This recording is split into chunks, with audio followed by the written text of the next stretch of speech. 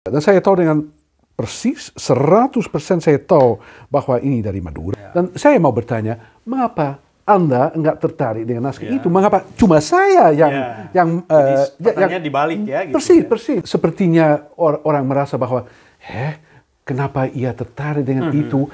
Seperti itu tidak normal, tidak seperti saya punya kelainan apa.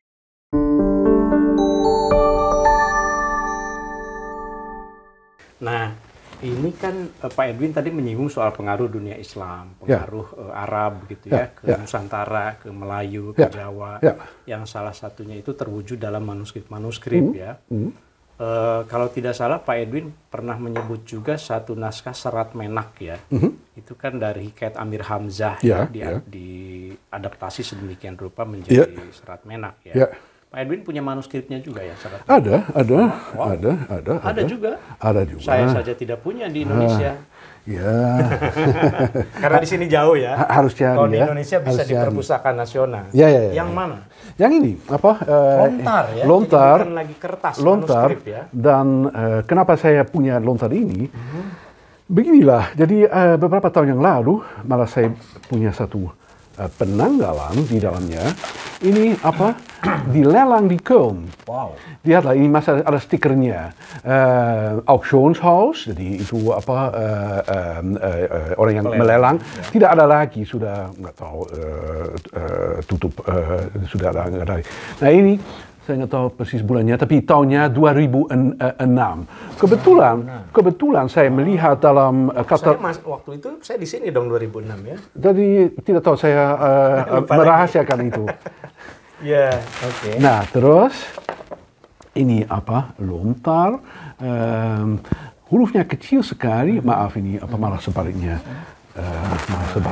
Kalau yang bukan ahlinya ini tidak bisa mengidentifikasi mana atas mana bawah toh. Makanya saya sendiri sampai sekarang tidak sempat membaca atau menelitinya, tapi saya tahu. Jadi ini Serat Menak. Ya, menurut saya karena apa? Begini, di dalam katalog di Köln hanya ada informasi bahwa buku kuno dari Asia Tenggara. Informasinya hanya seperti itu. Hanya itu. Dan tidak ada ahli yang bisa membacanya. Tidak ada waktu, tidak ada dana untuk hal itu. Saya ke sana, saya melihat hanya sedetik aja dan melihat bahwa ini satu lontar dari Indonesia. Bahasanya Jawa. Saya kurang tahu, mungkin ini apa satu lontar yang berasal dari Lombok.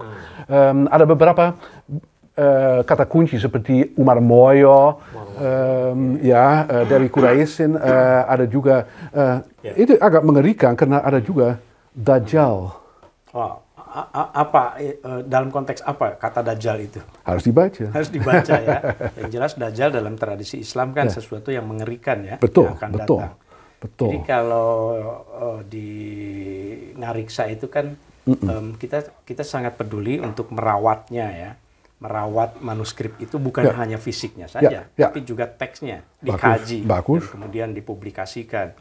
Kita ngobrol-ngobrol sekarang juga sebetulnya untuk memperkenalkan bahwa sebetulnya khasanah manuskrip Nusantara itu beragam-ragam, ada pengaruh dari Islam, pengaruh dari mana-mana, dan bentuknya juga macam-macam. Ini kalau kita lihat lontar ini ada dua ya Pak Edwin. Ada yang lain juga ya sebentar. Ini ditutup aja. Ini harus hati-hati. Harus hati-hati. Sobat Ngariksa, kalau lontar itu semakin dipegang sebetulnya semakin harus. Dan ini ada Dajjal di dalamnya, jadi harus hati-hati juga. Ini apa lontar yang lain lagi? Saya tahu berasal dari mana karena itu apa saya beli dulu sebentar di Madura. Di Madura, sebentar. Nah, lihatlah, ini apa?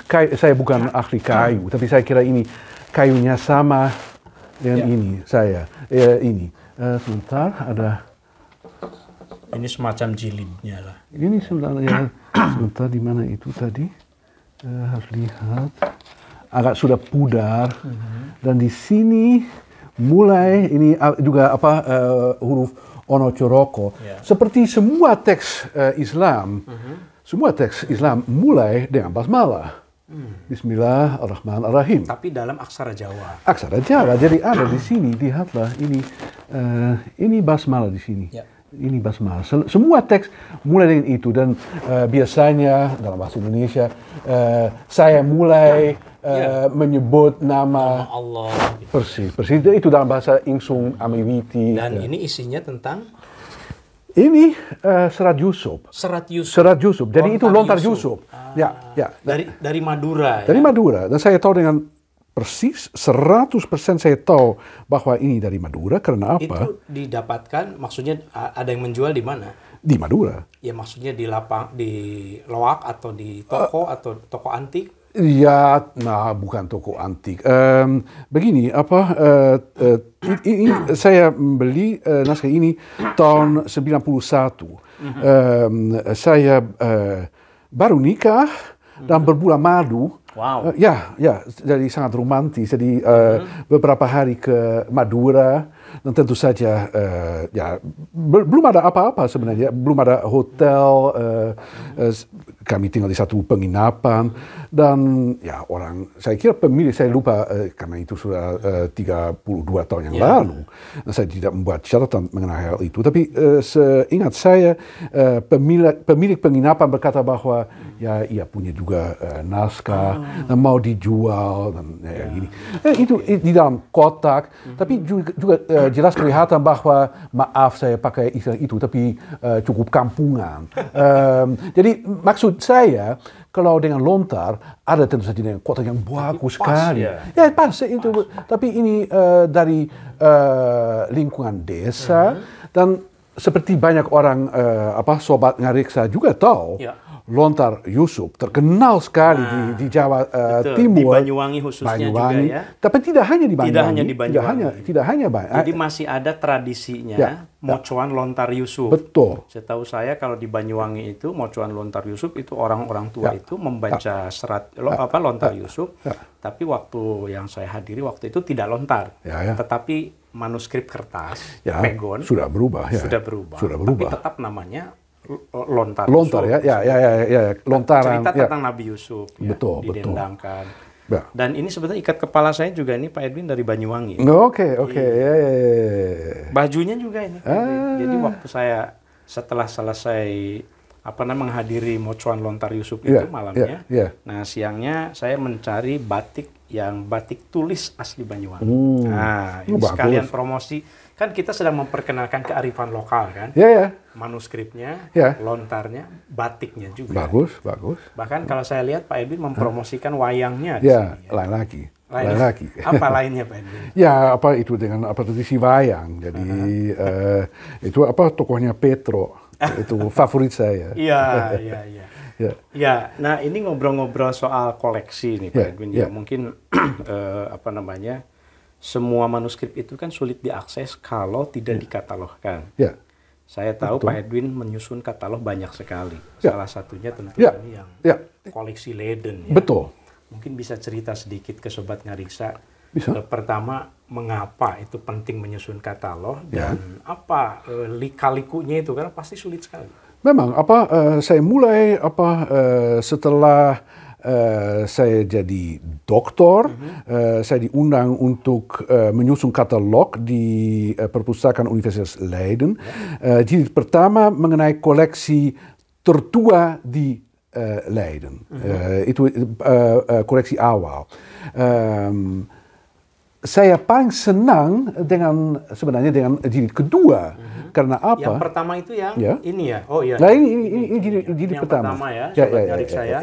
Catalog of Malay and Minangkabau Manuscript. Koleksi tertua. Koleksi tertua dan jilid kedua sebenarnya yang direncanakan beberapa jilid sampai 4 atau 5 atau 6 tergantung ada berapa naskah tapi tidak jadi karena alasan tertentu. Tapi saya paling senang dengan jilid kedua karena apa? Ini satu koleksi dari satu orang saja namanya Van der Tuuk ini. Van der Tuuk. H.N. Van der Tuuk. H.N. Van der Tuuk menurut saya, tidak hanya menurut saya, menurut banyak orang, orang jenius. Jenius karena Van der Tuuk membuat banyak penelitian mengenai bahasa dan sastra Indonesia, yaitu Melayu, Sunda, Bali, Batak, dan seterusnya dan sebagainya. Jadi, dan mengapa ia punya koleksi besar? Ia punya koleksi lontar, punya koleksi atas kertas. Mengapa dia mengoleksi banyak naskah? Karena apa? Waktu itu, Van der Tuuk hidup, jadi abad ke-19, kebanyakan teks semuanya dalam bentuk naskah. Jadi tidak ada apa dalam bentuk buku. Jadi teknik litografi atau teknik cap batu baru mulai di Asia Tenggara abad ke-19. Jadi Van der Tuuk juga sangat tergantung kepada naskah. Tidak ada bahan yang lain. Jadi bisa mewawancarai orang, jadi sasa lisan, tapi Van der Tuuk lebih percaya dengan naskah, dengan teks tertulis. Makanya, dan juga Van der Tuuk pernah ke kantor pos di Surabaya dan bertanya di sana. Ada juga surat yang tidak bisa ada satu contoh juga dari satu amplop, karena kalau ini ada banyak contoh, ini semuanya itu surat-surat dari orang pribadi ke keluarga, ke siapa saja. Karena ini diplomatik juga, ini ada banyak cap. Karena apa? Pak Pos, tukang pos, tidak tahu di mana persisnya. Jadi ini ke Bojonegoro, Gresik, Semarang, dan ya akhirnya kembali ke kantor pos di Surabaya. Disimpan di sana. Ada ratusan surat. Ya, mau apa dengan itu? Nah, dikasih kepada Van der Tuuk. Jadi manuskrip dengan capnya itu sebetulnya merekonstruksi sejarah masa lalu, apa yang terjadi pada masa lalu. Ya. Betul. Ada banyak informasi yang menarik sekali. Katalog ini membantu para peneliti untuk menemukan info awal tentang manuskrip apa yang mungkin menarik. Ini Pak Edwin berapa tahun mengerjakannya ini? Tebal sekali, pasti semua manuskrip dibaca. Tentu saja. Berapa tahun? Kalau boleh tahu. Saya tidak tahu berapa tahun, tapi saya bekerja sangat keras, terutama dengan jilid kedua. Jadi seringkali juga saya pada malam hari masih mencatat hal.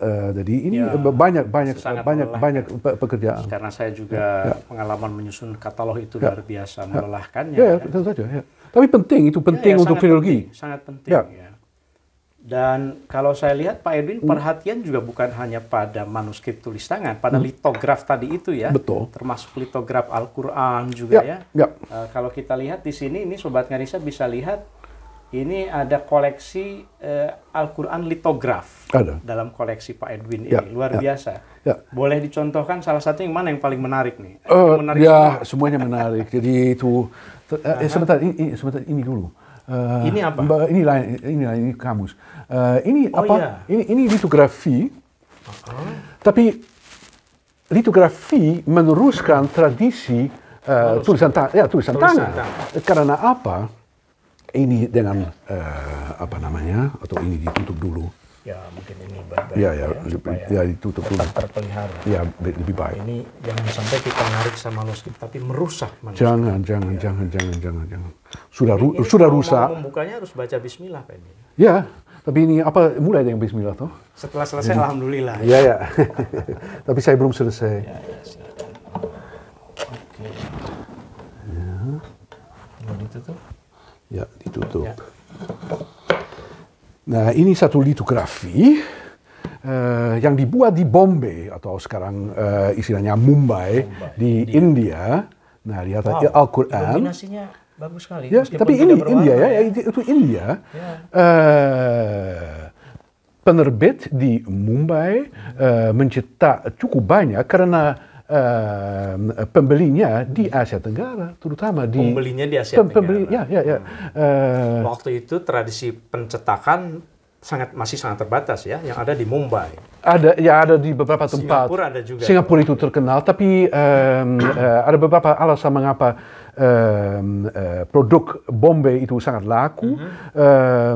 harganya itu ya lebih murah. Kedua, orang Indonesia katanya, saya tidak bisa memastikan hal itu, katanya cara tulisan itu lebih tebal, lebih enak untuk dibaca katanya. Jadi sampai sekarang modal Bombay masih ada, ya, masih. Saya juga mudah sekali melihatnya dari jauh. Betul. Ya, hotnya itu sangat jelas. Nah, litograf ya, mungkin untuk sobat ngariksa yang belum paham litograf, atau Pak Edwin saja yang menjelaskan litograf itu apa? Litograf itu apa namanya, istilah Melayu, cap batu. Cap batu ya, jadi bukan tulis tangan memperbanyaknya. Sudah dengan mesin cetak, tetapi tidak seperti teknologi cetak sekarang ya. Dan saya membeli ini di satu antiquariat, toko buku lama di Belanda. Di Belanda. Di Amsterdam? Lain. Saya tidak tahu, ya masih ada. Saya kira tidak lagi. Di salah satu desa. Tapi ini, di sini ada satu tulisan. Bisa dibaca. Itu hurufnya Arab. Ya, huruf Arab ini. Ditulis oleh seorang Belanda. Ya, sulit sekali. Saya harus mengenalkan itu nama orang ya, tidak mudah ya. Nanti Sobat Ngariksa bisa kita perbesar ya. Bisa dibesar. Pak Edwin pasti sudah tahu kan namanya? Saya harap. Siapa dia? Menurut saya, nama orang itu Cabeus. Dan itu biasa. Cabeus. Jadi namanya itu K, mulai dengan kaf kan, di sini kaf ya. Terus itu ba ya, 2 kali ya. Alif. Ya. Kemudian sin. Ya. Kemudian ini apa ini? Itu punya. Oh, ini punya. Punya ya. Terus apa itu? Korn. Ya, Quran. Quran. Pakai kaf soalnya. Biasanya Quran kan pakai kof ya. Betul. Tapi ia pakai tulisan yang aneh karena itu juga pikiran orang Belanda. Ia tahu bahwa ini Al-Quran, tapi dalam bahasa Belanda, Quran itu K-O-R-A-N. Nah, makanya ia menulis juga K-U-R-N. Yang menarik itu dengan Jawi ya, dia menuliskannya ya, punya Quran. Ya, jadi sepertinya ini seorang Belanda yang pernah ke Hindia Belanda. Ada juga surat di dalamnya. Sebenarnya ada surat, sebentar, di sini. Ini ada juga penjelasan dari Cabeus. Ini, lihatlah ini lebih jelas, Cabeus. Ya, betul. Cabeus. Saya kira itu namanya Cabeus. Ada. Jawi, ya? Oh, ini lain lagi sebentar. Ini lain. Tapi ini ada keterangan mengenai itu bahwa Cabeus menulis bahwa ia membeli kitab ini. Saya kira di Aceh atau di Sumatera tahun 1885. Ada beberapa catatan dari orang Belanda. Tapi yang menarik menurut saya bahwa terutama ini. Karena itu ciri khas dari seorang Belanda yang ini untuk menegaskan kepemilikan. Ya, persis bahwa ini milik saya. Jadi nama saya punya buku ini.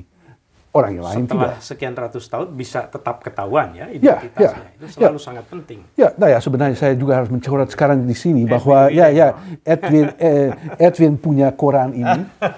Mungkin harus di tempat lain. Ya, atau di sini di atas.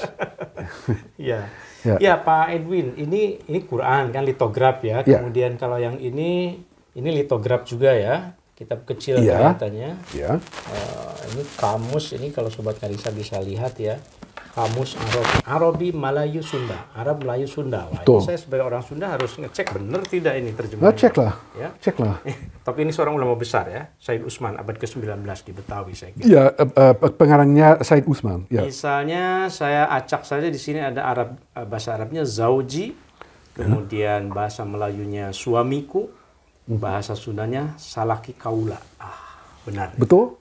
Oke. Saya cek satu lagi. Ya, ingin tahu juga. Itu kamus kecil ya? Kamus kecil ya. Ammuka artinya saudara bapakmu lelaki. Kemudian bahasa Sundanya dulur bapak dulur bapa maneh lalaki. Ini menarik sekali. Secara sangat hurufiah familiar. ya. Bahasanya juga Harafiah. bahasa harian. Bahasa Sunda yang sangat akrab dengan masyarakat Sunda. Nah kamus macam itu disusun, saya kira juga untuk orang Indonesia yang mau ke Arab mau naik haji. Dan itu ini juga ada informasi diterbitkan di mana, jadi ini toko kitab bisa dapat beli apa ini?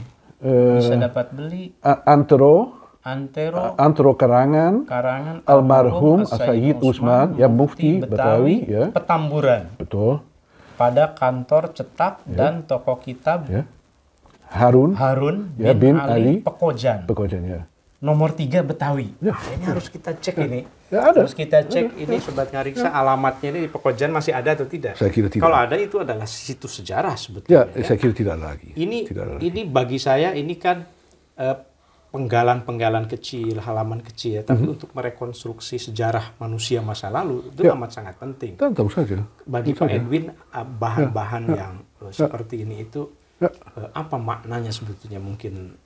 Begini, jadi itu juga sekali lagi berhubungan dengan sejarah. Jadi tadi mulai dengan naskah, terus saya berkata ada perkembangan baru dengan teknik baru, litografi itu satu teknik yang baru, dan itu juga berhubungan dengan modernitas. Bagaimana kapan orang Indonesia untuk pertama kalinya pakai kamus? Kapan? Walau-alam. Akan tetapi buku-buku macam ini dikarang untuk orang Indonesia yang naik haji. Yang naik haji. Yang naik haji. Karena apa? Tentu saja sejak dulu-dulu orang Indonesia sudah naik haji, tapi abad ke-19, abad ke-20 jauh lebih banyak orang punya kesempatan, punya kemungkinan untuk naik haji. Dan tentu saja mereka tidak bisa berbahasa Arab. Nah ini praktis. Berarti ini audiensnya itu orang Melayu dan orang Sunda untuk yang ini nah ini ada satu kamus lagi dijilidkan. Sebentar. Ini dari koleksi Dr. G.F. Pijper, ada juga ex librisnya. Pijper itu sangat penting untuk sejarah Islam di Indonesia karena Pijper adalah seorang murid Snoeke Groningen dan Pijper berfungsi sebagai penasehat terakhir untuk pemerintah Hindia Belanda dalam perkara Islam. Dan semacam, boleh dikatakan antara tanda kutip, dinas rahasia. Yang memantau gerakan Islam di Indonesia. Dan tentu saja mengoleksi banyak buku, antara yang lain itu buku kantong. Nah, dan ini menarik karena ini ada juga catatan dari Pijper sendiri dengan potlot, pocketbook avant la lettre, dan Pijper memberi informasi mengenai pengarangnya, dan informasi itu di mana bisa didapatkan. Makanya saya menulis satu artikel juga mengenai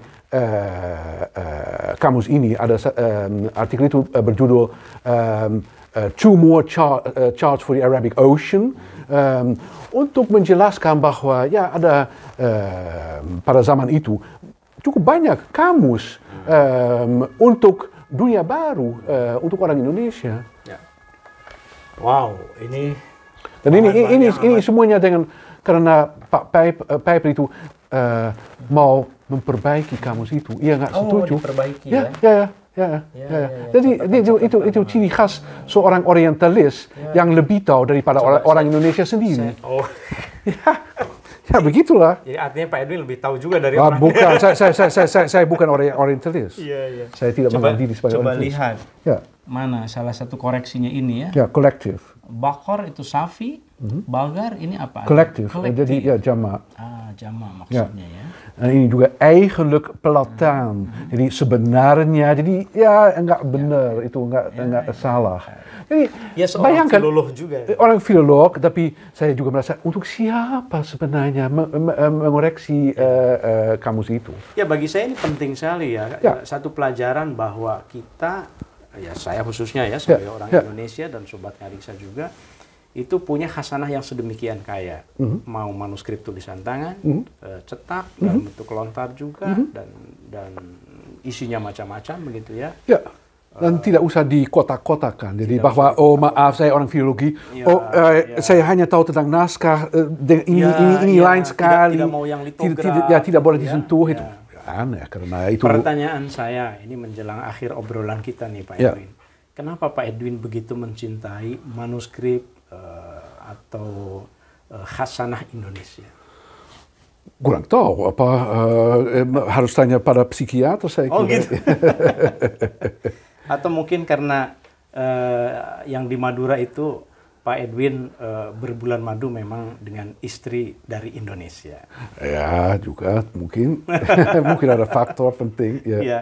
Ya. Tapi ya begini aja. Jadi saya sering ditanya mengapa saya tertarik dengan naskah Indonesia atau sastra Indonesia atau sejarah Indonesia atau bahasa Indonesia. Tapi saya selalu merasa aneh karena ya sepertinya orang merasa bahwa kenapa ia tertarik dengan itu?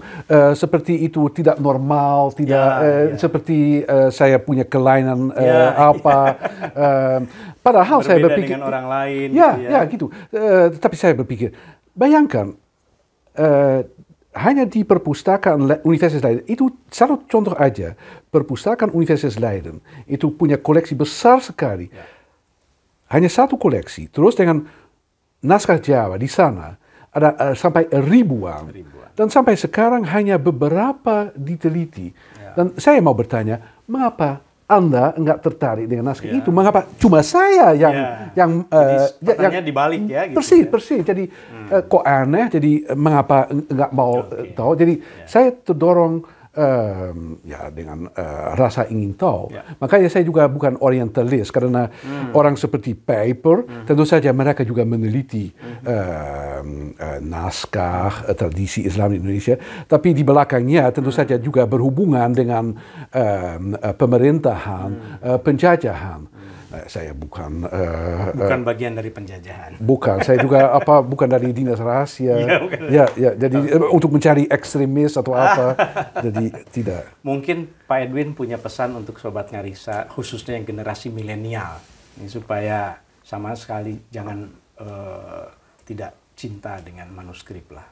Sulit untuk memberi pesan seperti tadi.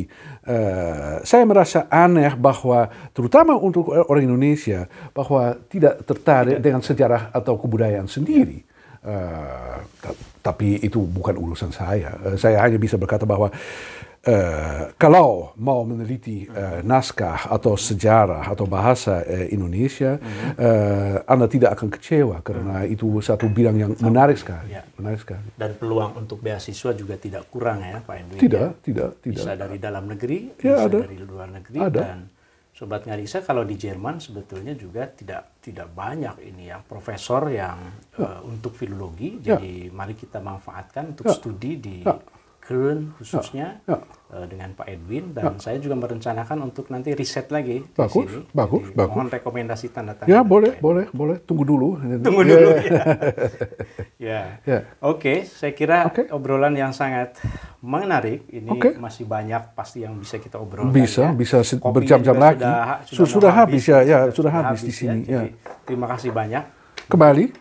Dan saya ingin menutup mungkin ke Sobat Ngariksa, ini obrolan yang sangat panjang memang dengan Pak Edwin ya, Profesor Edwin P. Wierenga. Saya dulu itu tidak tahu apa itu P itu. Ternyata filologi. Oh, filologi.